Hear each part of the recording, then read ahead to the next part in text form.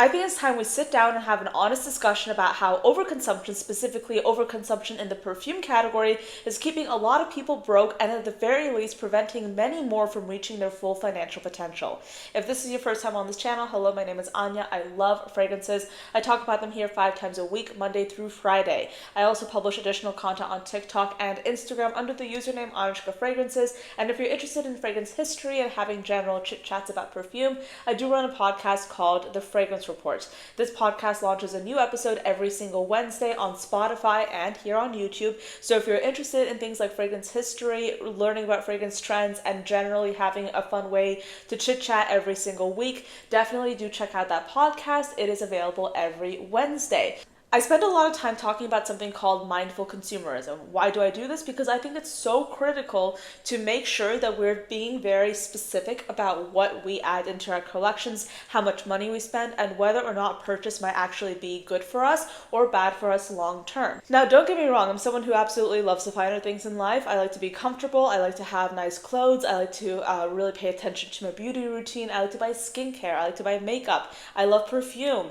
I love all these things. I like to have the finer things in life. I like to be comfortable. But at the same time, I am someone who has a lot of intention when it comes to my financial future. I am someone who prioritizes above all else having a cushion, having investments, making sure that my financial future is set up long term. Because if there's one thing that I have learned in life is that financial freedom is the only freedom. It doesn't matter how many things you have in life. It doesn't matter how many material objects you have. If you cannot fend for yourself in an emergency, get yourself out of a sticky situation, or pay your own bills, that is a problem, and that is something that you need to prioritize immediately. I have not always been in a very comfortable situation because I prioritized making sure I was living within my means from the get-go, and I'm so grateful about that. No one ever sat me down and told me this is how you have to manage your money, this is how you have to budget, this is how you have to do this, that, this is what investments are. No one really sat me down and taught me that information. I found it myself through looking online, watching YouTube videos, and also talking to other successful people in my life and identifying their tips and their feedback for how they got to where they were. And something that they all said, something that they all have in common, is they understand that you don't get wealthy and you don't get financially secure by chasing the illusion of wealth. That will actually keep you in the same place as you are, if not even in a worse situation, as opposed to quietly building wealth, quietly taking your money and putting it in a cash producing assets, whether that be through investment properties, investments. That's how you're able to build wealth long term. And you don't get that by buying things like designer clothes, perfumes on a regular basis. You can't really rely on things like that to make you look wealthy, because at the end of the day, if you can't fend for yourself, if you can't pay for yourself in an emergency, if you're going into debt, that's not going to be wealth producing over a long period of time. That's only going to hurt you in the long term. So if you are buying perfumes, like several perfumes every month, and you're not putting money aside in your savings account, you're not saving for retirement, that's really not a really good way of taking care of yourself long term. Don't even think about other people. Think about yourself. Like, do you deserve to do that to yourself? Does it matter to have a room full of perfumes, to have dozens of perfumes in your collection, if you can't fend for yourself? Like, honestly, why are you doing that to yourself? And I say that because I think that there is a lot of opportunity online for us to really sit and have an honest discussion about this industry and where we're at in terms of perfume consumption, because so many people find it really easy to go out and buy dozens of perfumes like every month. It seems like so many reviewers just talk about a new perfume in every video. They're like, this is the must have, this is the new thing that you must buy.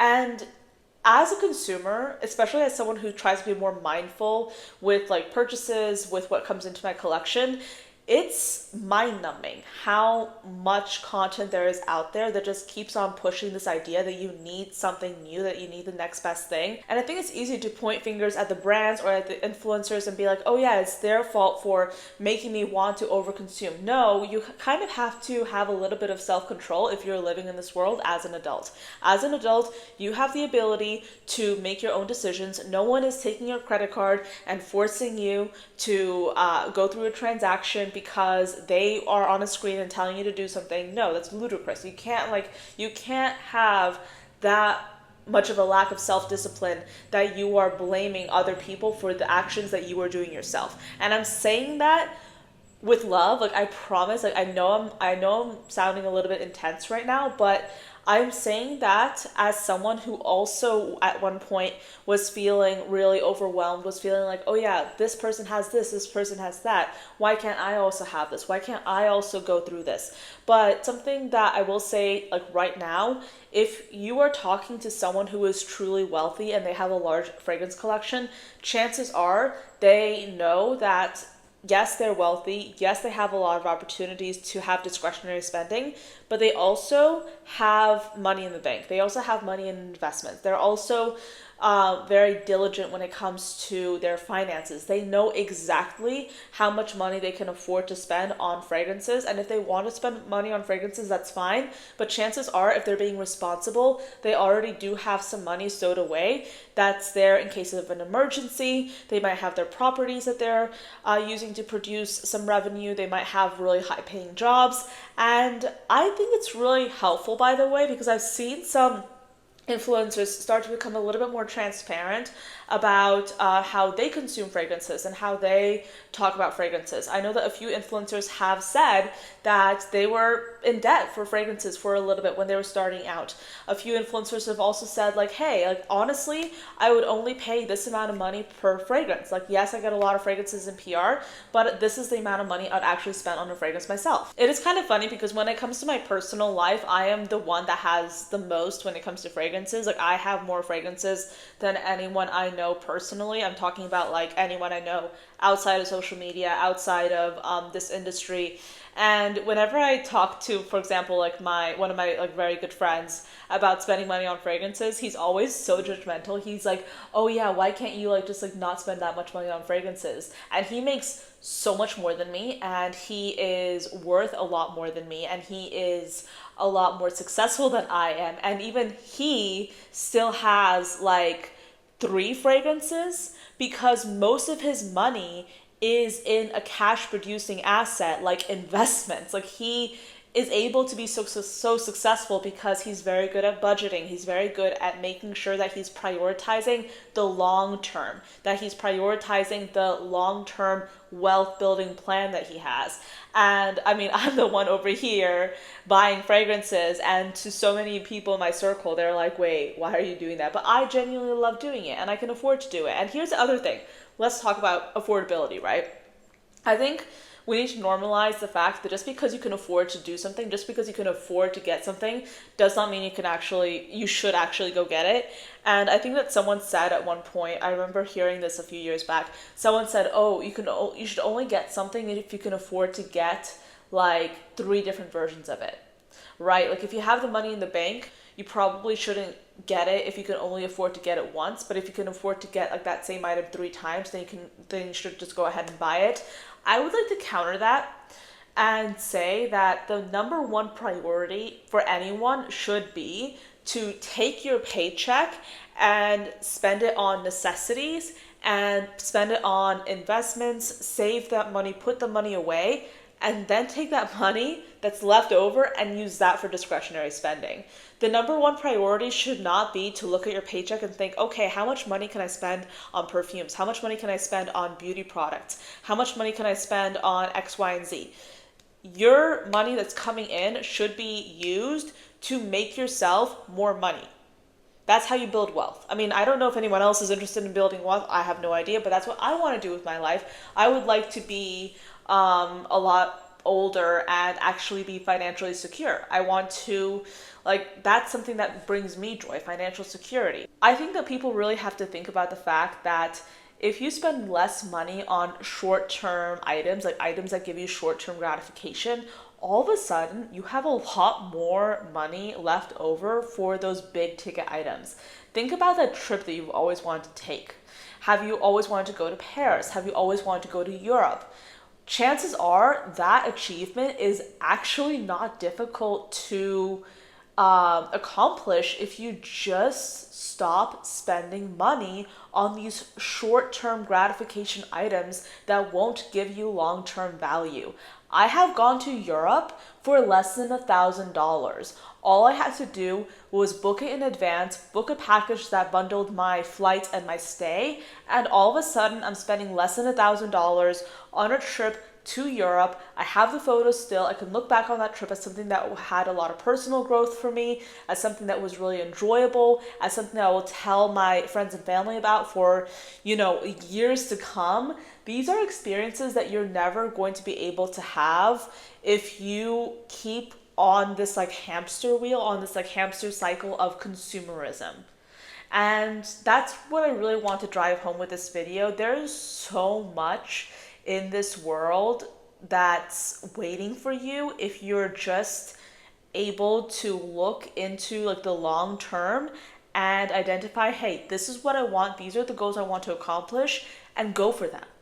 And if you keep on this overconsumption, hyper-consumption track, you're not going to get there. And I say that with love. I truly do, because I feel like I look around and I see so many people on this platform, or on YouTube, TikTok, Instagram, kind of in these cycles of overconsumption, and they're trapped, and I don't want you to be trapped. And that's why even if I talk about perfumes, I try to do so in a way that doesn't incentivize you to go buy it now. I try to be very methodical with my reviews. I try to be very careful with how I phrase things. I'm not trying to make you think that you absolutely have to get a certain item. I love perfumes. I've gotten very lucky in the last year, and I've managed to cultivate some relationships with brands, and they have now started sending me PR. But still, I try to be very methodical about my reviews. I try not to jump on the hype train too much, and I also try to create content that's not centered around buying perfumes. That's why I have the fragrance news series where I talk about what's new, but I try to do so in a way that's not incentivizing you to go buy it now. I talk about fragrance history and on my podcast. I kind of try to do videos where I de-influence you from getting certain things. And yes, it's kind of a work in progress. I'm trying to make my content more varied and more diverse.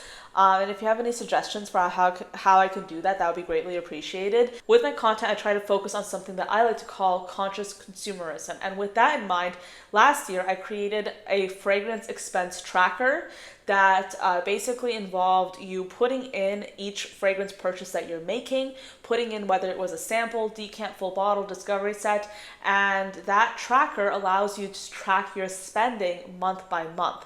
Something that I was working on for the last few weeks/months was really improving this tracker and making it even better and making it more focused on tracking your entire collection, not just spending.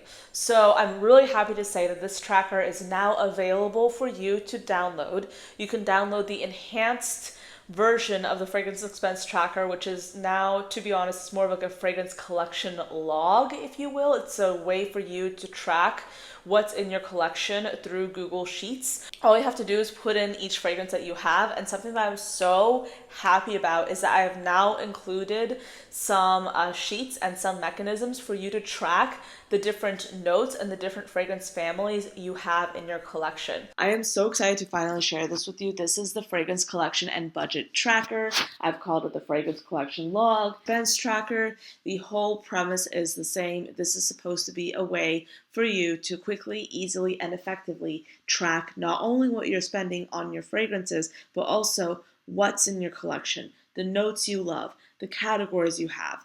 This is going to be the go-to area for you to do just that.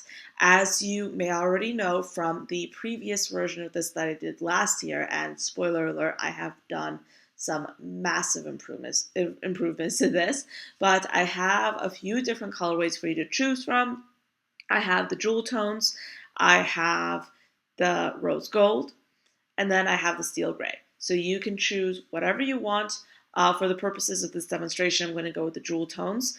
I first have this first page here, which kind of just shares how to use a spreadsheet, some additional tips and tricks. But this is a fragrance log over here. And this is the only area where you have to regularly put in information. Every other aspect of this spreadsheet is formula driven, which means you just have to do these lines and that's it. So I put in some examples here just for testing purposes. So I have here a Pernoire fragrance, a Maison Alhambra fragrance. Let's go in with something from Sora Dora. I'm just going to pretend that I bought it on June 1st, just for testing purposes.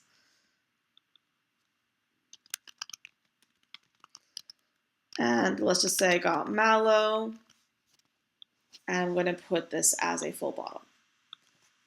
And I believe it's $120. I might be wrong. So this is a gourmand fragrance, and it has key notes of violet, which is one of the notes that's the most prominent to me. It also has some raspberry, and I think it has some musk as well. But to me, it leans like marshmallow. So I'm going to put marshmallow as well. So as you can see, there are a few notes that I just put in. The benefit of this area is that you can put in as many notes as you want, but I also want this to be an area where you put in the notes that most stand out to you. So obviously, all these fragrances have very complex scent pyramids, but I don't want you to create like a copy of Fragrantica. I mean, if you want to, that's totally fine, but this spreadsheet is designed to have you pick out the notes that are the most prominent for you, make a record of that, and then have that in your spreadsheet. I'm going to rank this a 5 because it's one of my favorite fragrances of all time. And for the ranking, once you populate the rest of this spreadsheet or the rest of this area, you can also filter out what you like the best. So let's just say you can filter out just the 5s. You can play around with this and you can add the rest in. So anyway, I've added this information in, and I'm going to show you the magic of the spreadsheet because this is the only area that I'm editing. And here in the expense overview, you have all the items that I just spent. Now I put in an arbitrary monthly budget of $200. Obviously this will vary from person to person, month by month. You can put in whatever you want, but I've also added in some structures in place to enable you to showcase whether you are getting samples, decants, discovery sets, or a full bottle. And you can also see the variance of your monthly budget. So you have a record of all that there. And let's just say you underspend, well, that data is there. You overspend, you also have that data available. For the brand master list, this shows all the brands that you have in your collection. So let's just say I have a discovery set from Sora Dora as well. And I'm just like putting in like arbitrary numbers for here. So, because I'm just doing this off the top of my head. I'm not necessarily going to put in a fragrance family because I think that like it has some variety, obviously. So this is mainly for like from a budget standpoint, and it's also to give me the knowledge that I have a record of this. So I'm just going to put discovery set for the name. And let's just say I bought it the same day. But in the expense overview, it itemizes this purchase out and it separates it. It says I spent it on a discovery set and it says I spent this total amount. And for the brand master list, you can see here, I have a discovery set available for Sora Dora and a full bottle. In the fragrance family, the Sora Dora fragrance populated as a gourmand, so it's in the full bottle here. And then for a fragrance note, you have the whole combination of notes that I put for the mallow fragrance. Let's just say I'm searching for everything that with vanilla. And I'm just using that filter. I'm going to press OK. All of a sudden, I have all the fragrance combinations that I have in the vanilla category. So as you can see, there are a lot of opportunities here for you to really just go in depth with your entire collection. This is an effective way for you to track what you have. As you guys know, I am such a passionate proponent of something I like to call conscious consumerism. I don't think we should be spending or overspending on fragrances, and I also think that we should be tracking what we have in our own collections. But sometimes that's really hard to do, especially when you have decants, especially when you have samples, and this solves that problem. So you do not have to download the spreadsheet at all, but if you do, please tell me what you think of it. But thank you so much, and I will now go back to the video. So it's a way to track your spending, track what's in your collection, and also just track your preferences. Who knows, you might have a kind of note that you didn't really think that you loved as much, but now a lot of your favorite fragrances include that note. So let me know if you want to hear more about that. That fragrance tracker is available for you to download down below. It's in my Stan store. And if you already purchased last year's tracker, I have sent you a link to the new version. So you will find some more details about it on that landing page. And let me know if you want me to do some more dedicated content about that feature. But yeah, this is something that I'm really proud of. Of course, you're not obligated to go out and purchase this fragrance log, but it's something that I really found a need for because I was looking at my collection and I realized how much I had, and I wanted an effective way to track how much I was spending. But then as I started using my expense tracker, I realized, hey, I actually want something that will track what I have in my collection, that will track the brands that I have, that will track the notes that are in my collection, and I hope this fragrance log helps you do that as well. So if you're interested in purchasing it, you can find it down below, and if you already purchased last year's fragrance tracker, I have sent you a copy of this one as well for you to download as a thank you for being one of the first people to purchase that original tracker. But yeah, that is it for this video. That was a lot of ranting. I am kind of out of breath. I have been talking for a really long time about this, but I feel like this is a topic that I felt I wanted to get out. I wanted to talk about. I wanted to make a dedicated video about this because I feel like we see hyper-consumerism everywhere, and I think it's time we have, some honest discussions about it. Let me know, are there any tips or are there any mechanisms that you use to make sure that you're consciously consuming, to make sure that you are kind of like dialing back when it comes to overconsumption? I'd be curious to hear your thoughts on that. And if you're interested in checking out the fragrance collection log, I guess you can click down below and find it. Obviously, you're not obligated to do it, but it's something that I created because it's something that I felt would be useful for me. So I'm hoping it will help some of you as well. But yeah, that's it for this video. Let me know what you think, and I will see you next time. Bye.